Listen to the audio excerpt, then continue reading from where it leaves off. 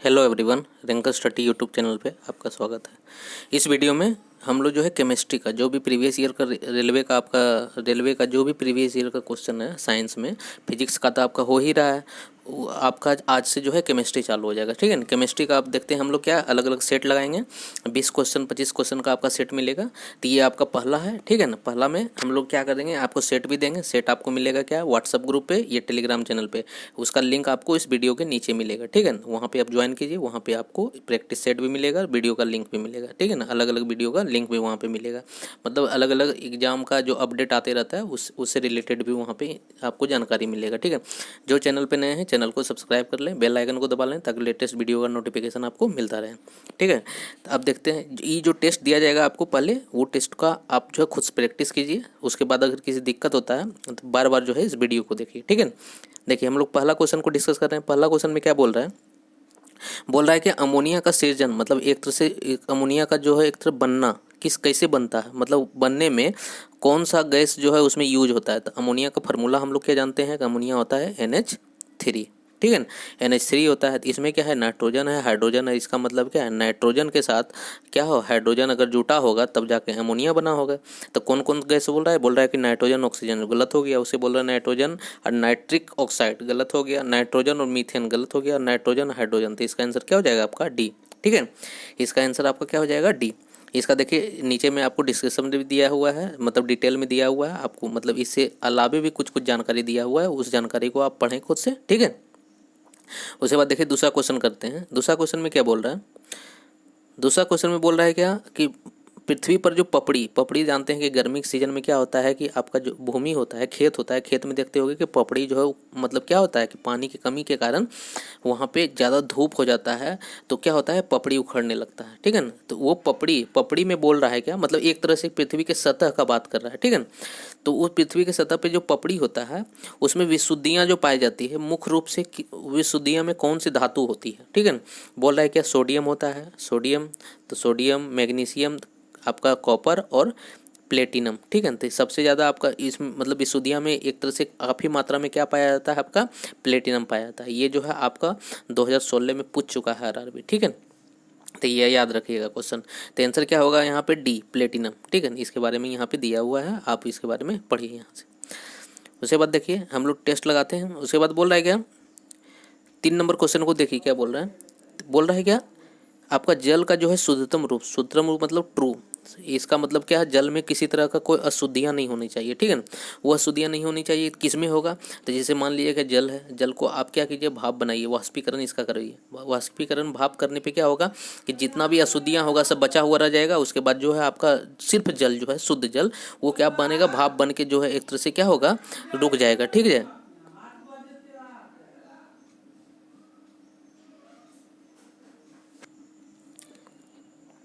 तो वो क्या होगा आपका भाप बन के आपका वो जो क्या होगा कि जो शुद्ध शुद्ध जल होगा वो भाप बन के उड़ जाएगा। उसको हम लोग क्या करेंगे, अलग बर्तन में एक तरह से एक रख लेंगे। ठीक है। तो वो क्या होगा, शुद्ध जल हो गया। बाकी बात जितना अशुद्धियाँ हैं सब बर्तन में आपका रह जाएगा। तो इसका देखिए अगर एक उदाहरण लें, जैसे कि नदी में पानी है, नदी में पानी बहुत सारा अशुद्धियाँ होता है, धूप के कारण क्या होता है, वाष्प बनता है, वाष्प बनने के बाद बादल बनता है, बादल से क्या बारिश होता है। ठीक है। तो इसका मतलब बारिश का पानी क्या है, शुद्ध है। अगर किसी तरह का वातावरण में किसी तरह का अशुद्धियाँ नहीं है तो बारिश का पानी क्या है, शुद्ध है। तो आप जानते हैं बहुत सारा राज्य है दक्षिण भारत का जहाँ पर बारिश का पानी पीता है, जैसे कि केरला है।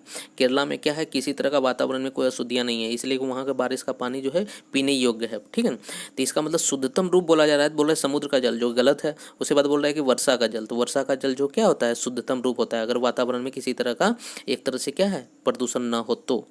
आंसर यहाँ पे क्या होगा आपका बी, शुद्धतम जल। उसके बाद देखिए बोल रहा है क्या, पैरासीटामोल जानते हैं कि एक दवाई होता है। ठीक है ना। जैसे मान लीजिए कि किसी तरह का दर्द होता है, माथा दर्द होता है, आपका तो बोल देती है पैरासीटामोल खाइए। ठीक है ना। आपका मान लीजिए कि बोलता है फीवर आ गया तो पैरासीटामोल खाइए। ठीक है। तो इसका मतलब क्या है, पैरासीटामोल क्या है, तो वही बोल रहा है कि एक जो है पीड़ा हरक है, मतलब एक तरह से क्या है दर्द से निजात पाने का दवा है। तो जानते हैं कि पैरासीटामोल क्या है, दर्द से निजात पाने का एक दवा है। ठीक है। तो इसका आंसर क्या हो जाएगा आपका ए। ये एक क्वेश्चन ऐसा पूछ भी देता है। ठीक है। इसलिए इस क्वेश्चन को आप देखा कीजिएगा। उसके बाद बोल रहा है क्या, क्लोरोमाइसिटिन क्या है, ठीक है। तो क्लोरोमाइसिटिन आपका एक तो बोल रहा है क्या प्रतिरोधी, एंटीसेप्टिक क्या होता है, एंटीसेप्टिक आपका होता है क्या, जैसे मान लीजिए कोई टेबलेट आपका टेबलेट मतलब दवाई खाते हैं तो वो आपको जीवाणु को एक तरह से क्या करता है, नष्ट करता है, ठीक है। तो वो एक घाव जो होता है आपका घाव भरने का काम करता है, ठीक, जीवाणु को नष्ट करता है लेकिन घाव भरने का काम करता है, ठीक है। लेकिन ये जो बोल रहा है क्लोरोमाइसिटिन होता है, क्लोरोमाइसिटिन क्या होता है, एंटीबॉडी होता है, जो कि एक तरह से क्या करता है कि जीवाणु का ही बना होता है, जीवाणु का ही बना होता है और जीवाणु को ही मारता है। इसका तरीका क्या होता है कि एंटीबॉडी जो हम लोग खाते हैं, दवाई खाते हैं, जैसे बहुत सारा दवाई होता है कि एंटीबॉडी हम लोग खाते हैं, तो वो जीवाणु का ही बना होता है और जीवाणु को ही मारता है, ठीक है ना। इसका आंसर क्या हो जाएगा आपका कि ये जो है क्लोरोमाइसिटिन जो होता है ये क्या होता है, तो ये आपका एंटीबॉडी है जिसको एंटीबैक्टीरियल भी बोलते हैं। तो आंसर क्या हो जाएगा आपका यहाँ प्रति प्रतिजीवी प्रतिजीवानिक ये एंटीबैक्टीरियल भी बोल सकते हैं या एंटी जो है आपका बॉडी बोल सकते हैं, एंटीबॉडी, क्योंकि एंटीबॉडी क्या हुआ कि आपका बैक्टीरिया से ही एंटीबॉडी बनाया गया, इसीलिए एंटीबैक्टीरियल भी बोला जाता है और एंटीबॉडी भी बोला जाता है। तो इसका आंसर क्या हो जाएगा आपका डी, याद रखिएगा। उसके बाद देखिए क्या बोल रहा है, इसके बारे में कुछ दिया हुआ है तो आप पढ़ लीजिएगा, ठीक है। उसके बाद देखिए क्या बोल रहा है कि वनस्पति घी, वनस्पति घी क्या होता है, जैसे कि आपका जो प्लांट ऑयल होता है जिसको वेजिटेबल्स ऑयल बोलते हैं, तो वेजिटेबल्स ऑयल को वनस्पति घी बोलते हैं। तो वो घी जो होता है हम मतलब एक तरह से तेल है, तो उसका बोलता है कि औद्योगिक, मतलब कि ऐसा नहीं है कि वनस्पति घी मतलब तेल हुआ वो हम लोग क्या करते खा लेते हैं, ऐसा नहीं होता है। उसका एक तरह से रिफाइनरी होता है, मतलब उसमें क्या होता है कि आपका डबल बॉन्ड होता है, आपका कार्बन का डबल बॉन्ड होता है। कार्बन का डबल बॉन्ड होने के कारण क्या होता है कि हमारे शरीर के लिए सही नहीं होता है। तो इस डबल बॉन्ड मतलब कि डबल बंधक होता है कार्बन का, तो ये अनसेचुरेटेड इसको बोलते हैं, ठीक है ना, अनसेचुरेटेड। तो अनसेचुरेटेड से सेचुरेटेड बदलने के लिए हम लोग क्या करते हैं, औद्योगिक एक तरह से औद्योगिक का सहारा लेते हैं, मतलब कि एक तरह से कंपनी में ये चीज़ तैयार होता है। तो इसमें क्या होता है कि आपका निकेल की मदद से, निकेल के प्रजेंट में, निकेल एक धातु होता है उसके प्रजेंट में हाइड्रोजन से रिएक्शन कराया जाता है, जिसके कारण क्या होता है कि डबल बॉन्ड खत्म होकर सिंगल बॉन्ड बन जाता है, जिसको बोलते हैं सेचुरेटेड, ठीक है। तो वो बोल रहा है क्या, ये आप देखिए कि डबल बॉन्ड खत्म होकर सिंगल बॉन्ड बना, तो इसका मतलब क्या है, इसमें हाइड्रोजन आया, हाइड्रोजन आया क्योंकि हाइड्रोजन जुटा, तो हाइड्रोजन का जुटना ही क्या होता है, रिडक्शन, ठीक है ना। और जानते हैं क्या, ऑक्सीजन का जुटना ऑक्सीडेशन, तो हाइड्रोजन का जुटना क्या हो गया, रिडक्शन। तो यहाँ देखिए रिडक्शन क्या है, देखिए बोल रहा है क्या, वियोजन, वियोजन नहीं होता है। अब देखिए क्या बोल रहा है, अपचयन, अपचयन क्या होता है, रिडक्शन का ही एक पार्ट है। ऑक्सीकरण क्या होता है, ऑक्सीजन का जुटना, यहाँ लेकिन क्या होता है कि डबल बॉन्ड में हाइड्रोजन जुट रहा है, ठीक है ना, यहाँ पे हाइड्रोजन जुट रहा है, तो हाइड्रोजन जुट रहा है तो क्या हो जाएगा आपका अपचयन। तो आंसर यहाँ पे आपका बी हो जाएगा, ठीक है। तो हम लोग जितना वनस्पति घी खाते हैं सबका एक तरह से कंपनी में क्या होता है, उसका एक तरह से हाइड्रोजिनेशन होता है, एक तरह से बोल रहे हैं कि हाइड्रोजन का जुटना होता है, ठीक है। उसके बाद बोल रहा है कि रासायनिक रूप से गन्ने में जो है, गन्ने की शर्करा जो है किस तरह होता है। तो जानते हैं क्या आप जो है, ये शर्करा जो होता है ये क्या होता है, कार्बोहाइड्रेट का ही पार्ट होता है। तो कार्बोहाइड्रेट का जानते हैं कि दो तरह का पार्ट होता है, एक तो आपका क्या होता है, मोनोसुक्राइड होता है जो कि एक अणु का बना होता है, ठीक है। एक होता है डाइसुक्राइड जो कि मोनो का बना होता है, मतलब जो एक अणु का बना रहता है उसको अगर दो या दो से अधिक अणु मिल के बनता है तो उसको डाइसैकेराइड बोलते हैं, ठीक है। तो अब देखिए यहाँ पे बोल रहा है क्या, गन्ना, गन्ना जो है सबसे मीठा होता है। जानते हैं क्या, जब हम लोग गन्ना खाते हैं तो बोला जाता है कि सबसे सर्वाधिक जो है मीठा कौन होता है, तो गन्ना, ठीक है ना। ये किसका बना होता है, अगर ये पूछा जाए तो गन्ना किसका बना होता है, तो ये आपका सुक्रोज का बना होता है, ठीक है। मतलब एक तरह से गन्ना में क्या पाया जाता है, तो सुक्रोज पाया जाता है। अब यही बोला जाएगा कि सुक्रोज जो है किन किन चीज़ों से मिलकर बना होता है, तो सुक्रोज आपका ग्लूकोज और फ्रुक्टोज से मिलकर बना होता है, ठीक है। याद रखिएगा ग्लूकोज भी आपका क्या मोनोसेचराइड है, अब फ्रुक्टोज भी मोनोसेचराइड है, ये दोनों मिल के बनता है तो डाइसैचराइड है। डाइसैचराइड क्या होता है, सुक्रोज होता है जो कि गन्ना में मिलता है, जो कि सबसे ज़्यादा मीठा होता है, ठीक है। तो आंसर यहाँ पे क्या हो जाएगा आपका सी। उसके बाद देखिए क्या बोल रहा है, 8 नंबर क्वेश्चन में बोल रहा है क्या, ऑक्सीकरण वह प्रक्रिया है, ऑक्सीकरण जिसमें क्या होता है, तो ऑक्सीकरण का एक फॉर्मूला याद करिए, लियो, LEO, लियो गर, GER, ठीक है। देखिए लियो से हो गया लॉस ऑफ इलेक्ट्रॉन, मतलब अगर इलेक्ट्रॉन का लॉस होगा, मतलब इलेक्ट्रॉन अगर निकल रहा है तो ऑक्सीडेशन होगा, ठीक है। और गेन मतलब क्या, पाना, अगर इलेक्ट्रॉन आ रहा है, ठीक है, तो उसको क्या बोलेंगे, रिडक्शन। तो याद रखिएगा लियो गर। तो अब देखिए यहाँ पे क्या बोल रहा है कि ऑक्सीकरण में क्या होगा, ऑक्सीडेशन। ऑक्सीडेशन मतलब क्या आपका, देखिए loss of electron, loss of electron oxidation.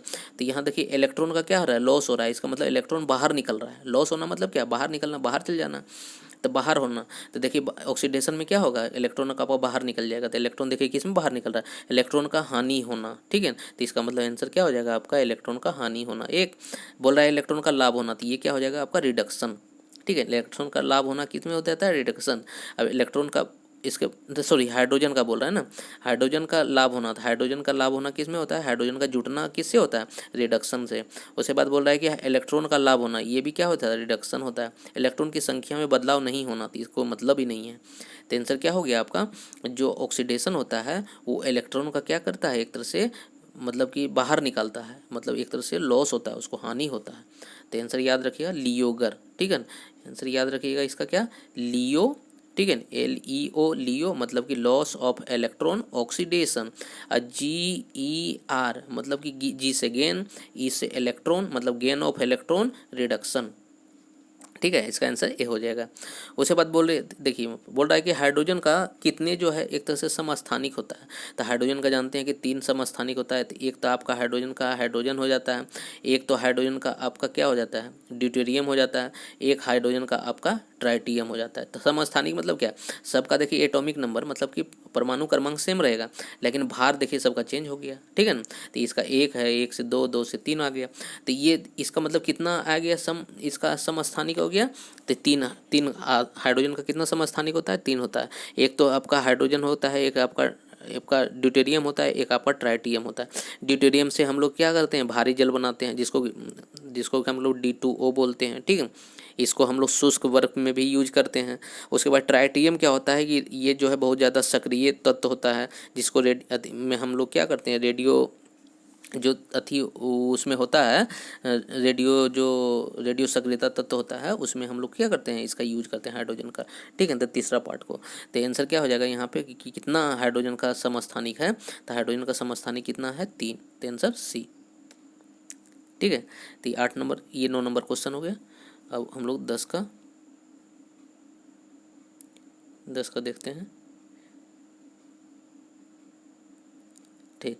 10 का देखते हैं। 10 में क्या बोल रहा है कि शोषण के लिए जो है समुद्री गोताखोर मतलब कि जो समुद्र में जानते हैं कि सीप के लिए जाता है, गोताखोर जाता है ना, तो उस समुद्री में शोषण के लिए किस मिश्र धातु का एक तरह से उपयोग करता है, सही से देख लेते हैं।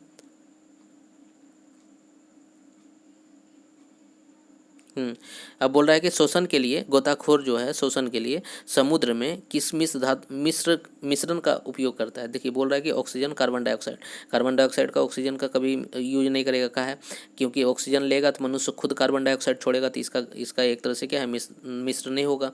उसके बाद बोल रहा है क्या, हाइड्रोजन और ऑक्सीजन, तो हाइड्रोजन ले जाने का कोई मतलब ही नहीं है, ऑक्सीजन तो ले जाता है लेकिन हाइड्रोजन ले जाने का कोई मकसद नहीं है। उसके बाद बोल रहा है कि ऑक्सीजन और नाइट्रोजन, ये भी नाइट्रोजन नहीं ले जाता है। ऑक्सीजन और हीलियम क्यों ले आता है, हीलियम जानते हैं कि आप हल्का धातु होता है, मतलब हल्का गैस होता है। जानते हैं कि कोई गुब्बारा में अगर हीलियम भर दिया जाता है तो वो हमेशा ऊपर उड़ते रहता है। क्यों उड़ता रहता है, क्योंकि हीलियम हल्का गैस होता है, ठीक है। आप देखते होंगे कि कोई भी गुब्बारा में अगर हीलियम गैस भर दीजिएगा तो वो क्या होता है, गुब्बारा हमेशा ऊपर उड़ते रहेगा। इसका मतलब क्या है, हल्का है, ठीक है। तो ये हल्का क्यों होता है, जैसे मान लीजिए कि गोताखोर को नीचे जा रहा है, समुद्र के नीचे जा रहा है, अब उसको अब ऊपर आना है, तो यह हीलियम जो है, हीलियम गैस उसको मदद करता है ऊपर आने में, ठीक है। और ऑक्सीजन क्या करता है, उसको सांस लेने में मदद करता है। तो दोनों एक तरह से क्या किया, उनको काम किया, ठीक है। तो इसलिए गोताखोर जो होता है शोषण के लिए क्या होता है, ऑक्सीजन और हीलियम दोनों का सिलेंडर ले जाता है। तो आंसर यहाँ पे क्या हो जाएगा आपका, डी। उसके बाद देखिए क्या बोल रहा है, 11 नंबर क्वेश्चन में बोल रहा है निश्चित रूप से, बोल रहा है किसी निश्चित ताप पर संतृप्त बोलते हैं सेचुरेटेड, ठीक है। सेचुरेटेड जो है विलियन मतलब कि जिसमें कि किसी का घुलता है, ठीक है ना, किसी चीज़ को, जैसे पानी एक विलियन हो गया और नमक एक विलेय हो गया, ठीक है। विलेय का विलियन में घुलना। तो उसके बाद बोल रहा है विलियन कैसा होता है, तो मानते हैं क्या, जैसे कि मान लीजिए कि एक पानी है, ठीक है ना, एक गिलास पानी है, उस पानी में क्या है कि नमक डालते गए, एक समय ऐसा आएगा कि उस पानी में ज़्यादा नमक अब नहीं घुल पाएगा, ठीक है ना, मतलब उसका एक लिमिट हो जाता है। लेकिन उसको आप अगर टेम्परेचर उसको बढ़ा दीजिए, मतलब उसके ताप को बढ़ा दीजिए, तो क्या होगा कि कुछ और नमक को ये घुला सकता है, ठीक है, मतलब उसका क्षमता आ जाता है। ताप बढ़ने पे क्या होता है, कुछ और नमक को घुलाने का क्षमता आ जाता है पानी को, ठीक है।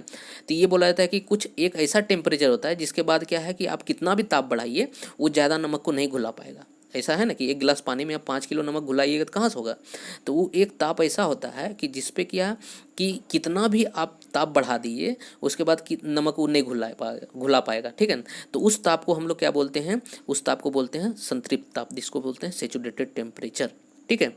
तो वो बोल रहा है क्या, विलियन का होता है, क्या होता है। तो वो देखिए क्या बोल रहा है, बोल रहा है कि विलियन का, बोल रहा है क्या रंगीन, रंगीन होता है। तो इससे रंगीन का कोई मतलब नहीं, बोलता है अधिक रंगीन होता है, उसका कोई मतलब नहीं। बोल रहा है कि और अधिक ठोस विलय घोलने में असमर्थ होता है, बिल्कुल सही, असमर्थ होता है। जब भी आपका संतृप्त होता है, संतृप्त विलयन हो जाता है किसी ताप पे, तो उस ताप के बाद अगर आप कितनों टेम्परेचर बढ़ाइएगा तो उसके बाद क्या होगा, उसमें और कोई विलय नहीं घुल सकता है, मतलब क्या वो सक्षम हो जाता है घुलाने में, ठीक है। तो आंसर आपका यहाँ क्या हो जाएगा, सी। उसके बाद देखिए क्या बोल रहा है, उसके बाद देखिए 12 नंबर क्वेश्चन में, ये हमेशा क्वेश्चन का साबुन का एक क्वेश्चन पूछा ही जाता है, ठीक है ना, कि लॉन्ड्री साबुन में जो हम लोग क्या देखते हैं, क्या सूट वगैरह देते हैं लॉन्ड्री में साफ़ करने के लिए, क्या कपड़ा साफ करने के लिए। तो लॉन्ड्री साबुन में जो यूज होता है वो बोल रहा है क्या, एक तरह से किसका बना होता है। तो वो ये पहला बोल रहा है कि प्राकृतिक स्रोत के उच्चतम मतलब कि हाईएस्ट जो होता है वसा अम्लों के सोडियम लवण का। तो जानते हैं कि कोई भी अगर साबुन बना होता है तो उसमें आपका या तो सोडियम लवण होगा या तो आपका पोटेशियम लवण होगा, यही 2 लवण होगा। तो ये अगर कोई भी साबुन को अगर पकड़ना है तो पकड़ना है, इसका मतलब ये देखिए कि उसमें लवण क्या है, या तो सोडियम लवण होगा या तो पोटेशियम लवण होगा, यही दोनों लवण का वो साबुन बना होगा, ठीक है। अब देखते हैं ये साबुन बनता है कैसे। ये साबुन जानते हैं कि सोफिसिफिकेशन होता है, सोफिसिफिकेशन, सोप बोलते हैं साबुन को, सोफिसिफिकेशन। तो ये एस्टरिफिकेशन का उल्टा सोफिसिफिकेशन होता है। एस्टर क्या होता है कि मान लीजिए कि जैसे कोई क्या होता है कि आप जो है एस्टर जो होता है किसी एसिड का जब अल्कोहल के साथ रिएक्शन करता है तो जाके एस्टर बनाता है। तो उसका क्या होता है, एस्टर का फार्मूला ये होता है C double bond O single bond O। तो ये एस्टर का फार्मूला होता है। तो ये किसी ग्रुप में जब लग जाता है तो वो एस्टर बन जाता है। तो इसी एस्टर को हम लोग रिवर्स में जब बदलते हैं, मतलब कि एक तरह से गर्म करते हैं, तो ये सोफोनिफिकेशन बनता है, मतलब एक तरह से क्या साबुन बनाता है, ठीक है ना, एस्टर का। तो इसमें जो साबुन बनता है तो इसमें जो एक तरह से लवण यूज होता है, ठीक है, लवण यूज होता है, या तो आपका NaCl या आपका KCl। तो ये Cl तो हट जाएगा क्योंकि प्लस वाला पॉइंट आएगा, तो ये Na या तो K प्लस, यही दोनों आएगा, जिसका मतलब क्या सोडियम और पोटेशियम। देखिए सोडियम और पोटेशियम का आयन कहाँ पे है, ठीक है, थोड़ा सा और कर लेते हैं। हाँ, सोडियम और पोटेशियम का आयन कहाँ पे है, देखिए एक ही में आपको सोडियम लवण मिला। उसके बाद देखिए यहाँ पे सोडियम कार्बोनेट बोला, तो सोडियम कार्बोनेट नहीं होता है, सोडियम लवण होता है, ठीक है। तो उसके बाद बोल रहा है क्या, सोडियम क्लोराइड नहीं होता है, सोडियम क्लोराइड में जो सोडियम लवण होगा Na प्लस, उसको हम लोग लेते हैं, ठीक है। तो इसके बाद बोल रहा है क्या, संश्लेषित जो है सल्फोनिक अम्ल, संश्लेषित जो सल्फोनिक अम्ल जो है सोडियम का, उसको हम लोग क्या करते हैं, एक तरह से उसका बना होता है, तो जो गलत हो गया, ठीक है ना। तो इसका अगर सही मायने में पूछा जाए कि वसा अम्लों के साथ जो है एक तरह से क्या है, सोडियम लवण का मिश्रण होता है, ठीक है। तो आंसर क्या हो जाएगा आपका ए। जहाँ पे भी आपको साबुन या डिटर्जेंट पूछता है, एक तो अंतर होता है डिटर्जेंट और साबुन में, तो वो अंतर हम लोग कभी देखेंगे, या अगर क्वेश्चन आएगा आगे देखेंगे हम लोग। तो इसमें क्या होता है कि जैसे कोई कठोर जल है, कठोर जल में क्या होता है कि साबुन झाग नहीं दे पाता है लेकिन डिटर्जेंट झाग देता है। क्यों देता है, क्योंकि उसमें जो Na आपका होता है, मतलब कि सोडियम आयन जो होता है लवण, वो इसमें काम करता है, ठीक है, वो वसा को हटाने का काम करता है। मतलब एक तरह से कपड़ा से वसा हटाने का काम कौन करता है, सोडियम लवण। तो अब यहाँ पे देखिए, यहाँ पे आंसर क्या हो जाएगा आपका ए, ठीक है। इसके बारे में कुछ दिया हुआ है लेकिन वो पढ़िएगा आप। उसके बाद देखिएगा 13 नंबर क्वेश्चन में बोल रहा है कि संश्लेषित जो है अपमार्जक क्या बोलते हैं, डिटर्जेंट। जैसे कि मान लीजिए कि कोई साबुन होता है, कोई सर्फ होता है, ठीक है ना, ये लिक्विड में घुलने के लिए क्या एक तरह से लिक्विड भी सर्फ आता है जो झाग देता है, ठीक है ना। एक तरह से क्या है कि कपड़ा साफ करने के लिए हम लोग अपमार्जक का यूज करते हैं, डिटर्जेंट का। वो क्या होता है, तो संश्लेषित जो होता है वो बोल रहा है कि वसा अम्लों का सोडियम लवण है। अभी हम लोग देखें कि साबुन जो होता है क्या होता है, सोडियम लवण होता है, ठीक है। तो यहाँ क्या बोल रहा है कि सोडियम लवण होता है। आगे देख लेते हैं, हम लोग बोल रहा है कि सोडियम कार्बोनेट और सोडियम क्लोराइड का मिश्रण होता है। तो देखिए सोडियम क्लोराइड का मिश्रण नहीं होता है, ठीक है ना। तो ये सोडियम कार्बोनेट का मतलब ही नहीं है। सोडियम क्लोराइड तो चल भी सकता है लेकिन सोडियम कार्बोनेट चलता नहीं है। तो आंसर तो पहला बी आपका गलत हो गया। उसके बाद बोल रहा है कि हाइड्रोक्लोरिक अम्ल HCl, ठीक है, HCl के कैल्शियम लवण।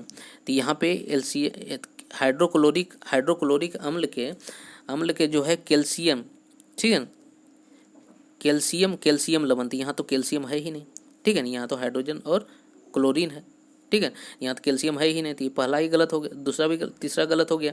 उसके बाद बोल रहा है कि एरोमेटिक, ठीक है, एरोमेटिक और एलिफेटिक जो होता है इसका सल्फोनिक अम्ल का एक तरह से सोडियम लवण है। तो एरोमेटिक और एल्फेटिक होता है क्या, ये पहले जान लीजिए।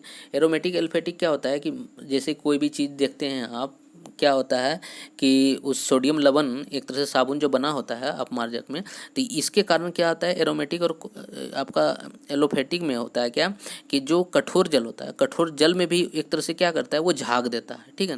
जैसे देखते हैं कि साबुन जो है कठोर जल में झाग नहीं दे पाएगा, इसलिए जब होता है जल जब ज़्यादा एक तरह से कठोर हो जाता है तो हम लोग साबुन का यूज नहीं करते, तब हम लोग सर्फ का यूज करते हैं। क्यों? क्योंकि वो डिटर्जेंट है, तो वो क्या करता है कठोर जल में भी झाग देता है, ठीक है। तो वो किसके लिए आता है एरोमेटिक एक क्या कहते हैं कार्बोनिक जो है कंपाउंड है, मतलब एक तरह से क्या है कि कार्बनिक जो है कार्बनिक यौगिक है एक तरह से, ठीक है। तो उसका जो है जब सोडियम लवण के साथ मिश्रण होता है तो जाके हम लोग का क्या देता है संश्लेषित अपमार्जक। तो इसका मतलब सही आंसर क्या हो जाएगा आपका, यहाँ है आंसर डी। उसके बाद देखिए 13 हो गया, 14 नंबर क्वेश्चन में 14 नंबर में बोल रहा है क्या, बोल रहा है कि अपमार्जक द्वारा जो है कठोर जल के साथ झाग उत्पन्न करने का कारण क्या है। देखिए यहाँ पूछ भी दिया क्वेश्चन, तो अपमार्जक करने का कारण है, तो करने का कारण क्या है वही पूछ रहा है। उसमें बोल रहा है क्या वे कठोर जल में घुलनशील होता है। देखिए ऐसा नहीं होता है, सर्फ कभी भी कठोर जल में घुलनशील नहीं होता, झाग तो देता है लेकिन घुलनशील नहीं होता। घुलनशील होने का मतलब क्या है कि घुलनशील हो गया उसको फिर अलग नहीं कर सकते, लेकिन देखते होंगे कि वो अलग हो जाता है, तभी तो आपका गंदगी जो है हटता, मतलब कि कपड़े से हटता है। उसके बाद बोल रहा है कि वो रंगीन होता है, ठीक है ना, रंगीन होता है। तो ऐसा तो नहीं है कि वो रंगीन होता है, ठीक है, उसमें रंग दिया जाता है। उसके बाद बोल रहा है क्या, देखिए फिर से यहाँ आ गया सल्फोनिक अम्ल। अभी हम लोग चर्चा किए थे सल्फोनिक अम्ल, क्या सल्फोनिक अम्ल के जो है कैल्शियम और मैग्नीशियम आयन जल में एक तरह से घुलनशील होते हैं।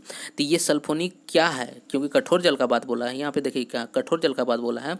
तो कठोर जल में जानते हैं क्या ये आपका क्या होता है कि ये सल्फोनेट जो होता है ये आपका सल्फेट, ये सल्फोनिक, ये कैल्शियम और मैग्नीशियम का सल्फोनेट आयन ही क्या होता है कठोर जल का कारण होता है। तो कठोर जल के कारण जो है इसी के कारण होता है कैल्शियम और मैग्नीशियम का सल्फोनेट आयन, ठीक है। तो सल्फोनेट होने के कारण कठोर जल का कारण होता है, तो वो जल में क्या होता है घुलनशील होता है, जिसके कारण अपमार्जक एक तरह से क्या होता है कि झाग देता है। तो एक तरह से ये सहायक हो गया। तो आंसर क्या हो जाएगा यहाँ पे आपका सी, ठीक है, आंसर क्या हो जाएगा आपका सी। उसके बाद देखिए क्या है, बोला कि चूने का जल, ठीक है ना, चूने का जल क्या बोल रहा है कि चूने का जल में क्या होता है। तो चूने का जल जान लिए कि चूने का जल का फॉर्मूला क्या होता है आपका कैल्शियम हाइड्रोक्साइड, जानते भी होंगे कैल्शियम हाइड्रोक्साइड चूने का जल, ठीक है। तो कैल्शियम हाइड्रोक्साइड जो होता है ये आपका बोल रहा है क्या, अब यही तो क्वेश्चन पूछ दिया कि कैल्शियम हाइड्रोक्साइड होता है तो उसका फॉर्मूला ही क्या होता है। मतलब यहाँ पे देखिए यहाँ बोल रहा है कि आपका सोडियम हाइड्रोक्साइड गलत हो गया, कैल्शियम हाइड्रोक्साइड आंसर क्या हो गया आपका बी, ठीक है। यही बहुत सारा देखिए क्या आपका केमिकल फार्मूला जो डायरेक्ट पूछा जाता है, जैसे कि होता है क्या कि आपका जो है आपका सोडियम हाइड्रोक्साइड जिसको हम लोग कास्टिक सोडा बोलते हैं, ठीक है। ये बहुत ज़्यादा इसलिए फेमस है क्योंकि देखिए एक कास्टिक सोडा होता है, एक कास्टिक पोटास होता है। कास्टिक सोडा आपका होता है सोडियम हाइड्रोक्साइड, ठीक है ना, और कास्टिक पोटास हो जाता है आपका पोटेशियम हाइड्रोक्साइड। तो सिर्फ देखिए कास्टिक दोनों में है, एक क्या है इसमें कास्टिक सोडा है, इसमें कास्टिक पोटास है। जब पोटास रहेगा तो मतलब एक तरह से क्या है सोडियम क्या पोटेशियम हो जाएगा, ठीक है। अब आप उसके बाद हाइड्रोक्साइड यहाँ पे सोडियम हाइड्रोक्साइड, इसका मतलब क्या है कास्टिक सोडा आपका सोडियम हाइड्रोक्साइड और आपका जो है कास्टिक पोटास बोलेगा तो पोटेशियम हाइड्रोक्साइड, ठीक है। तो याद रखिएगा। तो आंसर यहाँ पे क्या हो जाएगा, पहला आंसर आपका बी। उसके बाद देखिए क्या बोल रहा है कि वायु के नमूने में क्या होता है। तो वायु में एक तरह से मिलाव क्या होता है कि इसके गैस से मिलकर वायु बनता है। तो जानते हैं कि वायु में आपका क्या होता है कि 78% तो आपका नाइट्रोजन होता है, ठीक है। आपका 21% क्या होता है, ऑक्सीजन होता है, बाकी बात जो शेष बचा वो होता है। तो सबसे ज़्यादा तो यही होता है। तो यहाँ पे देख लीजिए क्या बोल रहा है कि केवल ऑक्सीजन और नाइट्रोजन होता है, जो कि गलत है, ठीक है। इसके अलावा भी होता है, कार्बन डाइऑक्साइड भी तो होता है, ओजोन लेयर का O3 भी तो होता है, H2O भी होता है, ठीक है। तो इसका मतलब इनर्ट गैस भी तो होता है। तो इसका मतलब ये भी गलत हो गया। बोल रहा है कि केवल कार्बन डाइऑक्साइड होता है, ये भी गलत हो गया। बोल रहा है कि इसमें आपका ऑक्सीजन होता है, नाइट्रोजन होता है, कार्बन डाइऑक्साइड होता है, जलवाष्प होता है, ठीक है, और कुछ अक्रिय गैस होता है। तो आंसर क्या हो जाएगा आपका डी। उसके बाद देखिए 17 नंबर क्वेश्चन। 17 नंबर बोल रहा है कि वायु में विभिन्न गैसों का अनुपात जो है, गैसों का अनुपात क्या है, ठीक है। तो वो अनुपात बोला जा रहा है क्या, किस तरह का अनुपात है। तो एक बोला है कि अज्ञात है, ठीक है। तो अज्ञात गैस का अनुपात तो नहीं है, उसमें तो दिया गया है कि आपका 78% जो है नाइट्रोजन होगा, ठीक है। तो आपका बोला जा रहा है कि 21% आपका क्या हो जाएगा, ऑक्सीजन होगा। तो ये अज्ञात तो नहीं हुआ, ये तो ज्ञात है हम लोग को, ठीक है। तो ये पहला गलत हो गया। उसके बाद बोल रहा है कि स्थिर है। तो ऐसा तो नहीं है कि स्थिर रहता है। जब देखिए कार्बन डाइऑक्साइड की मात्रा बढ़ जाता है तो ऑक्सीजन की मात्रा घट जाती है। जैसे मान लीजिए कि हम लोग ऑक्सीजन लेते हैं, तो अब ज़्यादा जब पेड़ पौधा मतलब हम लोग क्या करते हैं, काट देंगे, क्योंकि ऑक्सीजन कहाँ से बनता है, पेड़ पौधा से ही। अगर पेड़ पौधा काट देंगे तो फिर ऑक्सीजन का मात्रा क्या होता है, कम बेसी ज़्यादा होने लगता है। इसका मतलब स्थिर नहीं है, मतलब वो स्थिर है। तो ये भी गलत हो गया आपका। बोल रहा है कि अलग अलग स्थान पर अलग अलग होता है। तो ये बिल्कुल सही है। मान लीजिए कि जंगल में जाइएगा, जहाँ पेड़ पौधा ज़्यादा है, वहाँ आपको क्या हो, ऑक्सीजन ज़्यादा मिलेगा, ठीक है। और जहाँ पे शहर है, जहाँ पे पेड़ पौधा नहीं है, वहाँ पे आपको कार्बन डाइऑक्साइड ज़्यादा मिलेगा, क्योंकि लोग ज़्यादा हैं। तो लोग क्या कार्बन डाइऑक्साइड छोड़ रहे हैं, ठीक है। तो आंसर यहाँ पे क्या हो जाएगा आपका सी। उसके बाद देखिए बोल रहा है क्या, चौथा भी देख लेते हैं। चौथा में बोल रहा है क्या, शहर में, ठीक है, शहर के औद्योगिकरण पर निर्भर नहीं करता, जबकि औद्योगिकरण पर निर्भर करता है। जहाँ पे उद्योग ज़्यादा होता है वहाँ कार्बन डाइऑक्साइड ज़्यादा होता है। तो ये तो गलत हो गया। आपका आंसर क्या हो गया, सही है आपका सी, ठीक है। स्थान स्थान पे क्या होता है, अलग अलग होता है। उसके बाद बोले, यहाँ देखिए क्या बोल रहा है कि खाद्य तेल जो हम लोग खाते हैं को वनस्पति घी के रूप में किस प्रकार जो है बदला जाता है। तो अभी हम लोग पीछे देखे थे किस प्रकार से बदला जाता है। तो आप जानते हैं कि हाइड्रोजनेशन करते हैं, ठीक है ना। हाइड्रोजन मतलब कि डबल बॉन्ड जो कार्बन का होता है, ये अनसेचुरेटेड होता है, इसको सिंगल बॉन्ड में कन्वर्ट करते हैं कार्बन का। तो सिंगल बॉन्ड में कब कन्वर्ट करेंगे, तो इसमें जब हाइड्रोजन करेंगे, ठीक है ना, हाइड्रोजन ऐड करेंगे। तो हाइड्रोजन ऐड करने पर क्या होता है कि डबल बॉन्ड सिंगल बॉन्ड में कन्वर्ट हो जाता है। लेकिन यही पूछा जाएगा कि किसके प्रेजेंट में करते हैं। तो याद रखिएगा निकेल, ठीक है ना। निकेल एक धातु होता है, उसके प्रेजेंट में हम लोग क्या करते हैं, हाइड्रोजनेशन करते हैं। तो इसमें वनस्पति घी का एक तरह से बदला जो जाता है खाद्य तेलों को, तो वो किसके कारण बदला जाता है, वही यहाँ पे पूछा गया है। तो किसके कारण होगा, तो हम लोग पीछे पढ़े हैं अभी हाइड्रोजनेशन। तो आंसर क्या हो जाएगा आपका ए, हाइड्रोजनेशन, ठीक है। ये आपका हो गया। हम लोग 20 क्वेश्चन के करीब डिस्कस करेंगे, ठीक है। ये छोटा छोटा वीडियो रहेगा तो आपको भी सही लगेगा देखने में, ठीक है। तो आप खुद से बनाइए, उसके बाद अगर दिक्कत होता है तो वीडियो देखिए। जरूरी नहीं कि हमेशा वीडियो देखती है।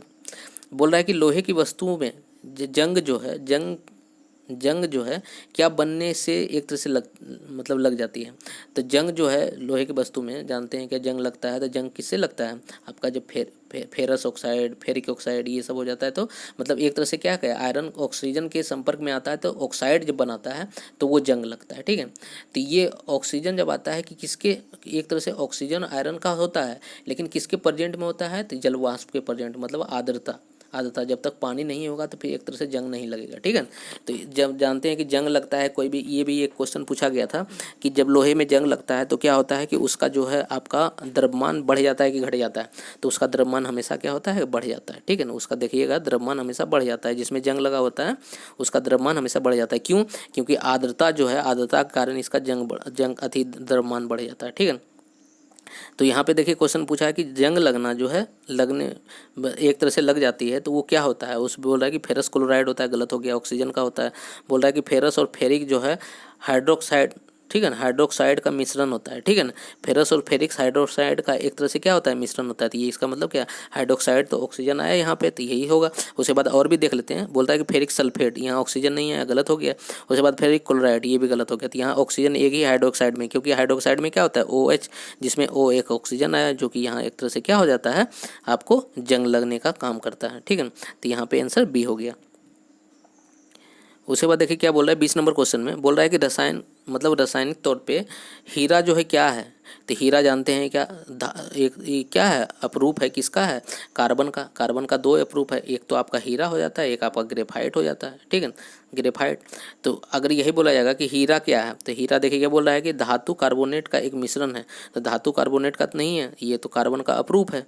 उसके बाद बोल रहा है कि शुद्ध कार्बन है, जानते हैं क्या, कार्बन का 2 अपरूप है, तो उसमें सबसे शुद्धतम कार्बन कौन होता है, वो आपका हीरा ही होता है, ठीक है। उसके बाद बोल रहा है कि रेत का एक तरह से शुद्ध रूप है, तो रेत का मतलब ही नहीं है, रेत का शुद्ध रूप कहाँ से होता है, रेत तो पत्थर हो गया, ठीक है। पत्थर मतलब क्या, आपका कार्बोनेट वाला हाल मतलब हो गया, तो यहाँ तो ये कार्बन का अपरूप है। उसके बाद बोल रहा है कि कैल्शियम ने मैग्नीशियम का एक तरह से क्या है, सल्फेट का मिश्रण है, तो वो गलत हो गया। तो आंसर क्या हो गया कि अगर शुद्ध रूप बोला जाएगा कार्बन का तो कौन है, तो वो हीरा है। तो आंसर आपका 20 हो गया, 20 का बी। उसके बाद 21 नंबर क्वेश्चन देख लेते हैं, ये आपका लास्ट क्वेश्चन होना चाहिए, ठीक है। छोटा छोटा वीडियो रखते हैं तो आपको भी सही लगेगा देखने में। उसके बाद देखिए क्या बोल रहा है कि वायु में नाइट्रोजन का महत्व क्या है, ठीक है। वायु में नाइट्रोजन का महत्व क्या है, तो बोल रहा है कि शरीर के लिए जो एक तरह से आवश्यक होता है। तो शरीर के लिए नाइट्रोजन का क्या मतलब है, हमको बताइए। नाइट्रोजन का किस लिए यूज करते हैं, जैसे कि मान लीजिए कि खेत होता है, खेत में क्या होता है कि जब हम दलहन लगाते हैं तो नाइट्रोजन एक तरह से क्या करता है कि उस खेत का उर्वरक को एक तरह से क्या करता है, प्रभावित करता है। तो वो किसके लिए होता है, वातावरण के लिए जरूरी है, मनुष्य के लिए नहीं, ठीक है। तो ये पहला तो गलत हो गया, मनुष्य शरीर के लिए आवश्यक है, तो ये तो गलत हो गया, मनुष्य शरीर के लिए ऑक्सीजन आवश्यक है।